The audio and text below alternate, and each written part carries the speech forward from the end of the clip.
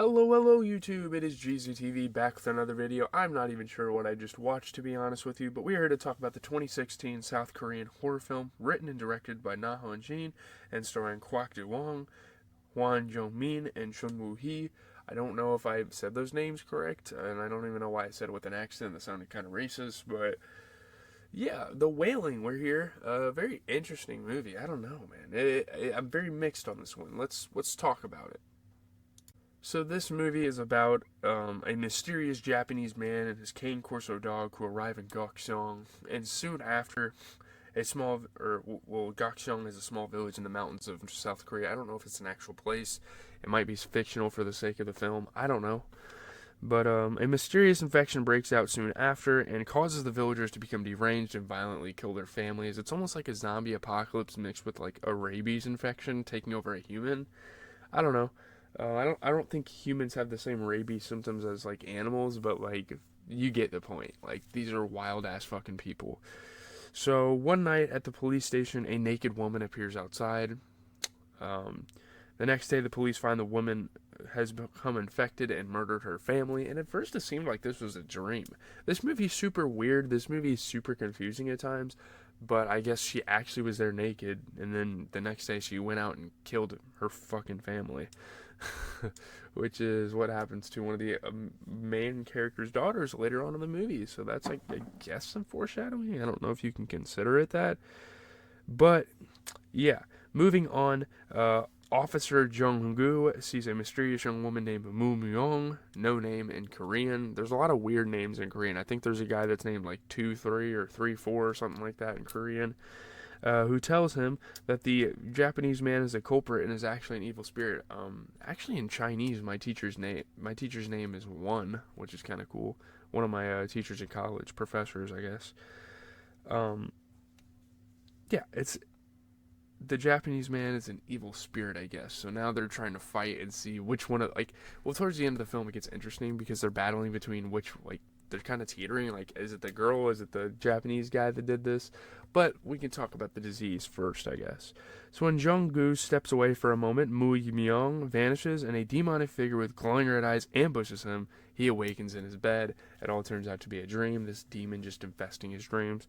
So the demon is like the devil, we figure out, and it's like a form of the Japanese man. And again, we find that out pretty soon. So yeah, a local hunter tells Jung-gu and Officer Oh Seong-buk that he saw the stranger with glowing red eyes eating from a deer carcass in the forest. So that's kind of what we saw in some of the other people's dreams, and that's one of the cutaway scenes that we saw, towards the beginning of the film.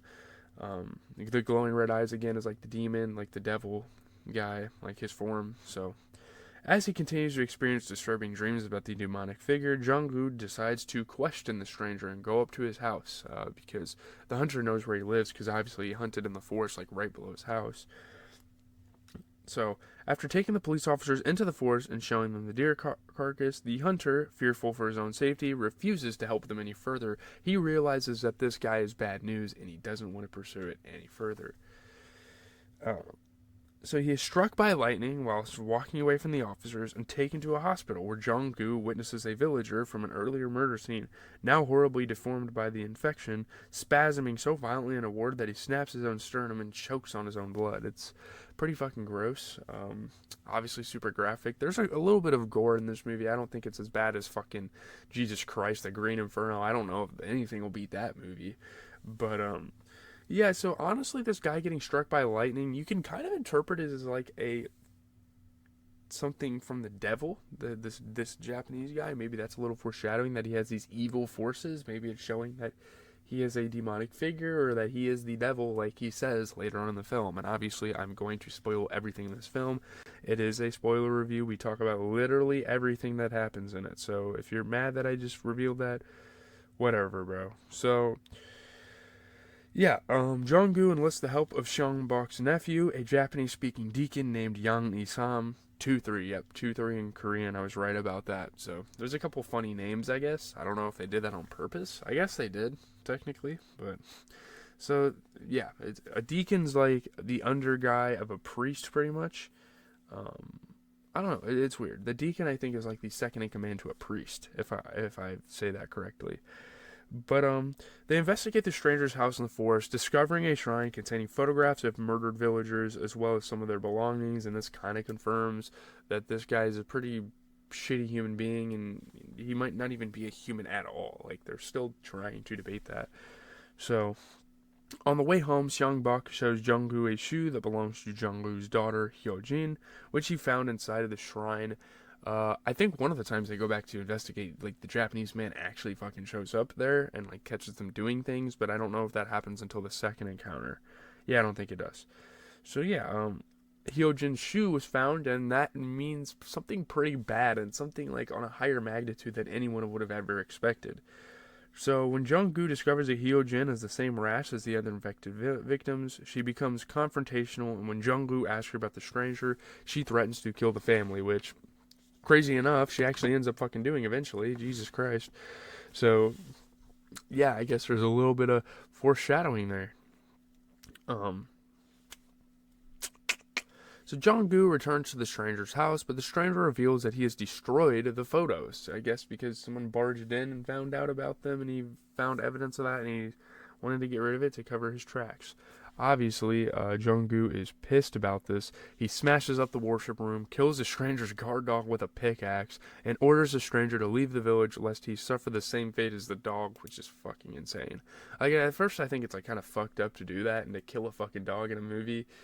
But I don't know, this guy has been mysterious. He hasn't really fessed up to anything, even though we know damn well he's done something bad, or at least he has a pretty fucked up mind to lead to him doing something bad.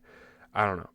So, Jung-gu's family discovers the bloody body of a dead goat hanging in front of their gate, and we can kind of assume that Hyojin did this. Jung-gu experiences partial paralysis, and his wife and mother-in-law take him to see an acupuncturist.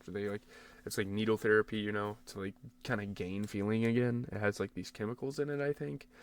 They return home to find that Hyojin has stabbed her neighbor to death. So yeah, she's been fully fucking possessed by this demon, and she is taking over, and she's going to kill everybody. And when the demon officially arrives, she's going to kill her whole family. So yeah, they realize they have to consult someone. They have to see someone about this. Distraught about Hyojin, Jung-gu's mother-in-law seeks help from a shaman, Il Guang. Il Guang believes that an evil spirit has possessed Hyojin, but is unable to exorcise it. Obviously, get it out of her system. This is not one of those spirits that you can just fend off with some weird ritual, I guess. After learning, he does a ritual, but not like the ritual to an exorcism type thing. So, after learning that Jung-gu disturbed the stranger, whom Il Guang says is a demon, he prepares a death hex ritual. Yeah, this is a demon. Like, they've said this all along. I don't know how anyone had doubt about it. Everything points to the fact that he is. So, at the same time, the stranger performs a ritual in his home with a photograph of another victim, Park Chon-bae. And his body is also, like, in the car, like, not far from his house. Both the stranger and Hyojin experience excruciating pain as Il Guang's ritual progresses. And I think the Japanese man's house isn't that far from them. I think it's, like, right over there on that mountain or whatever. So panicking, Jung-gu stops the ritual and takes his daughter to the hospital. He doesn't want his daughter to die from this. Obviously, yeah, there's an evil being in her, but like he doesn't want her dying from this. So the stranger, having narrowly survived the death hex, sees Mu Myung outside his house. Yeah, he barely survived. If this guy would have kept going with the death hex any longer, he would have died from that. Even though spirits never die, I don't know what the hell was up with that. So the following day, maybe this shows a bit of his mortality, I don't know. It's a weird, confusing movie. So the following day, Jung-gu gathers his companions to hunt down the stranger, like officially kill him. As they search his house, they are attacked by the reanimated corpse of Park Chun-bae, who injures Yang Gi-sam, giving the stranger time to flee. So, like, what I'm getting from this movie is it's kind of a combination between, like, zombies and spirits. It's kind of cool, but I don't know. So the stranger sees Mu Myung watching him from afar. As Jung-gu's group drives back down the mountain, the stranger's body suddenly lands onto the windshield out of fucking nowhere. They dump it off a cliff as Mu Myung watches.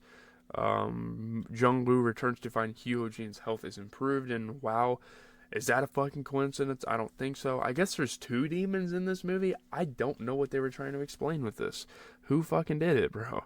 I don't know. So, Il Guang drives to Jung-gu's house where he encounters Mu Myung and vomits blood. It's kind of fucking gross, actually. Like, So now we're figuring out that Moo Myung has taken over as a spirit, I guess. I don't know what the hell is happening. So after his ritual fails, he leaves town in terror, but a swarm of flying insects stops him, which is kind of fucking weird. I guess it's like the demon calling for him. He calls Jong-gu, warning him that Moo Myung is the real demon, and the stranger was a shaman who was trying to kill her. I feel like Il Guang would know a little bit about that, given he is a shaman himself, and he should know this about the Japanese man, but I don't know. So, meanwhile, the wounded young Isam receives news that his uncle Oh Shung-bak has killed his family. So he was possessed, and he was like not feeling well prior, and he killed his family. So Hyojin disappears. While searching for her, Jung-gu meets Moo Young, who claims the stranger is still alive. She has set a trap for the demon, and that Il Guang is secretly cooperating with him. They're like friendly shaman, I guess. I don't know. That's kind of weird. Maybe he's like went to the dark side. I don't know, man. Excuse me. I just woke up not too long ago. But so Jung-gu asks if she's a human or a ghost, and she gives kind of a cryptic answer. I guess she can't reveal that. I don't know. Jung-gu notices she is wearing the personal items of the victims, including his daughter's hairpin. Believing this to be proof she is responsible, he returns home before the third cry of the rooster, nullifying Moo Myung's trap, pretty much making it fucking useless. If he would have waited for that third rooster call, his daughter wouldn't have gotten possessed by the demon that was going to kill her family, and the demon would have got trapped, and nothing bad would have happened. But of course, something bad happened. So he discovers that Hyojin has murdered his wife and mother-in-law. She then attacks him. Il Guang arrives and takes photographs of Jung-gu's dead family as Hyosin sits in a trance.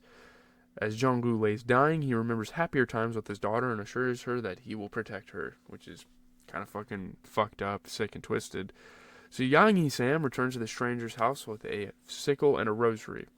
It's like, kind of exorcise him, kill him kind of. So he finds the stranger alive inside a nearby cave and accuses him of being a demon. The stranger photographs Yang Yi-sam, then assumes his true appearance, that of the red-eyed demon bearing stigmata, and taunts him. So yeah, he was the demon the entire time. There's obviously some weird mystery. There was a lot of like bouncing around, wavering between who was who. I don't know. It's kind of strange, but it's a very interesting movie. So this is going to be a long video. I apologize. Let's get to the review. So getting into the kind of the critical reception / my review, it's pretty dope. It's actually a really good movie, especially compared to like The Green Inferno, I would say. The Wailing delivers an atmospheric, cleverly constructed mystery whose supernatural thrills more than justify its imposing length. Yeah, it is 2.5 hours long, but you can definitely justify that. It's good. I think it's great. I think everyone should watch this if they have the time. I mean, 2.5 hours isn't to my liking necessarily. But yeah, it's not a bad movie at all. It's actually pretty good. I mean, the film is operating on a level that makes most American cinema seem clunky and unimaginative, honestly. Like, this is why you need to branch out and watch international films, because they're usually great. By turns funny and despairing, this village noir brings the horror of uncertainty. The film justifies its epic length, meshing ancient East Asian mythology and rituals, village gods, exorcisms by shamans, with more recognizable horror tropes like demonic possession, zombification, the devil represented by a black dog and ram's heads, in a way that feels novel and unpredictable. So they kind of mix cultures. That's really cool. I really like that they did that. I really like how they meshed those together. The actors are uniformly strong as well. The layers of dissembling and self-dissembling pile up so thickly that not only does not evidently touch on something integral about the nature of evil, but it actually seems to be in the process of summoning it before your eyes. Very crazy, very Korean, very long. 156 minutes of murder, diabolism, exorcism, and things that go bump by day and night. So, yeah, it's a very much Korean film. You can feel the culture in the film. Obviously, they want to display their culture for people that aren't familiar with it. It's probably a B to A movie, to be honest. I mean, despite its epic length, The Wailing never bores us, nor slathers this tale with generous supplies of atmosphere and awfulness. The Wailing is initially set up as a thriller and supernatural setting, and the supernatural setting also helps deliver moments akin to a horror feature, particularly when a strange woman, Chun Woo-hee, first appears. But the film's gradual progression into something more sinister puts a different spin on Na's masterful use of pacing. The Wailing as it exists would involve burning the very structure of a traditional Western movie to the ground. It's why the movie is so great, and it's also why a remake seems so strange, honestly. So, yeah, I think they did have a remake for it. As dark and pessimistic as the rest of South Korean thrill master Na Hong Jin's work, The Wailing, Goksun, aka The Strangers in France, is long and involving, permeated by a tense, sickening sense of foreboding, yet finally registers on a slightly lower key than the director's acclaimed genre films like The Chaser and The Yellow Sea, both of which also got their start in Cannes, at the Cannes Movie Festival, Film Festival, whatever you call it. There's a lot to talk about here, man. There's nothing scarier than not knowing what you should be scared of. The Wailing erupts with a string of gruesome deaths in an insular village, but the investigation unleashes a greater terror, that of the paranoid imagination. The Wailing boasts all the tenets and tropes of a traditional horror movie, but it doesn't bend them to the same. Stifling ends that define Hollywood's recent contributions to the genre. The film doesn't use sound to telegraph its frights a mile away. There are no jump scares here. Well, maybe a couple, nor does it build its scenes around a single cheap thrill. On the contrary, this is horror filmmaking that's designed to work on you like a virus, slowly incapacitating your defenses so it can build up and do some real damage. There's a looseness here that's missing from mainstream American horror, a sense that absolutely nothing can happen next, and always does.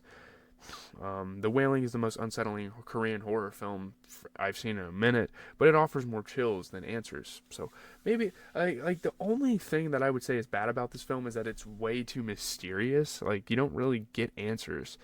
But just over 2.5 hours long, The Wailing definitely takes its time, yet you can never describe it as a slow burn. This is a horror film that jumbles up ghosts, zombies, body horror, Eastern exorcism, Christian mythology, demonic curses, creepy children, and a lot more into one sustained narrative, which is super interesting. How he balances it and makes it actually a really good horror film. This description may make it sound like the movie's a messy mashup, but director Na Hong-jin ties it all together seamlessly. Instead of being a mess, the combination of tropes makes each individual one feel both fresh and terrifying. The Wailing veers from police drama to ghost story to zombie horror and back again, while tossing a generous helping of shamanism and Christian symbolism into the mix. At times, it resembles The Exorcist transplanted to the South Korean countryside. At others, it's closer in tone to Memories of Murder, Bong Joon-ho's masterful, slow-burning serial killer drama. So it draws a lot of comparisons. I don't really have much to say. I'm out. This video is already long enough. It deserves it though. Like for 2.5 hours, obviously it's going to be a longer video. I don't know. Have a good rest of your day, guys. I'm out.